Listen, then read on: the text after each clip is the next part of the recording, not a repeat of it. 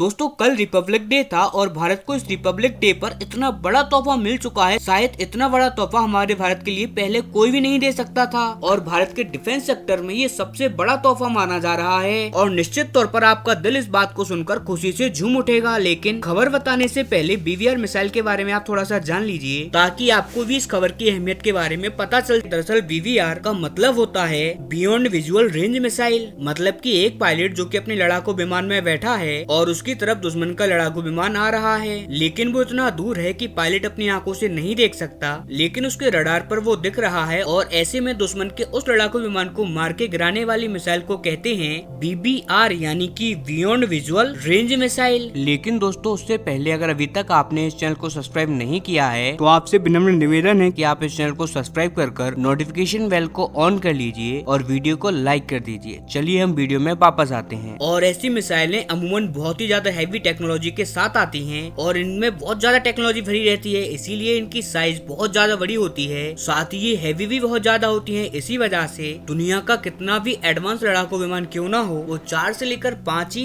BVR मिसाइलें अपने साथ लेके जा सकता है। मैक्सिमम है अमेरिका का जो F-15EX है और रूस का जो सुपर सुखोई Su-35 है, वो भी मुश्किल से 6 से ज्यादा लेकर नहीं जा सकते।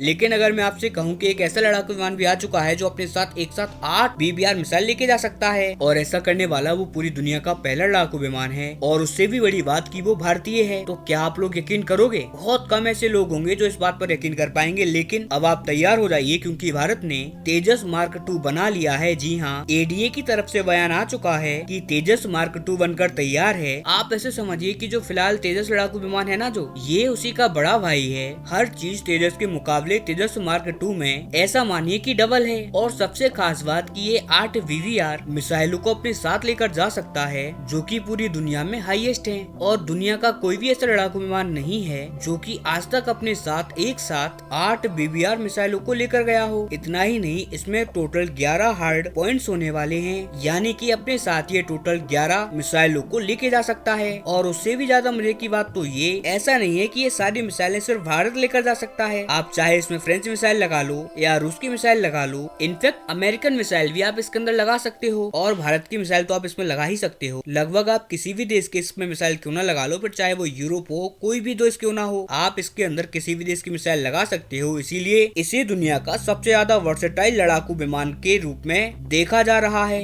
और सबसे मजे की बात, ये कब तक भारतीय सेना को मिलेगा? तो बहुत सारे लोग सोच रहे होंगे कि यार अभी इसको 3-4 साल का टाइम लग जाएगा तब जाकर ये भारतीय वायुसेना को मिलेगा। अरे कम से कम 2 साल तो लग ही जाएंगे। तो ऐसा जरा भी नहीं है। दरअसल ADA यानी कि एरोनॉटिकल डेवलपमेंट एजेंसी जो कि इस लड़ाकू विमान को डेवलप कर रही है, उसने कहा है कि इसी साल के मध्य तक यानी कि जून या जुलाई के आसपास ये रोल आउट हो जाएगा। और आप देख सकते हैं कि इसी साल के एंड तक इसकी जो ग्राउंड टेस्टिंग है हम उसे भी कंप्लीट कर लेंगे और अगले साल की शुरुआत से ये उड़ान भर पाएगा। वो भी ऐसा नहीं कि अगले साल के एंड तक, अगले साल के जनवरी-फरवरी के महीने में ही। और ये एक बहुत ज्यादा बड़ी खुशखबरी है भारत के लिए, क्योंकि आप जानते ही हैं कि वर्तमान में जो तेजस लड़ाकू विमान है वो बहुत शानदार है, लेकिन वो बहुत ज्यादा लेट हो चुका है। यानी कि वर्तमान तेजस दुरुस्त जरूर है लेकिन बहुत देर से आया है और जो नई टेक्नोलॉजी है वो इसमें नहीं है। इसीलिए हमने तेजस मार्क 2 को डेवलप किया है। और आप फिलहाल ऐसा मानिए कि तेजस के मार्क 2 में वर्तमान तेजस के मुकाबले हर एक चीज डबल है। जो रडार है वो शानदार है, जो कॉम्पैक्ट एरिया है वो भी डबल होने वाला है और ये बहुत ज्यादा टाइम तक उड़ान भर पाएगा। इसके अंदर ताकत ज्यादा होगी उसके इंजन में और हर एक मामले में ये आगे निकल जाएगा वर्तमान तेजस से।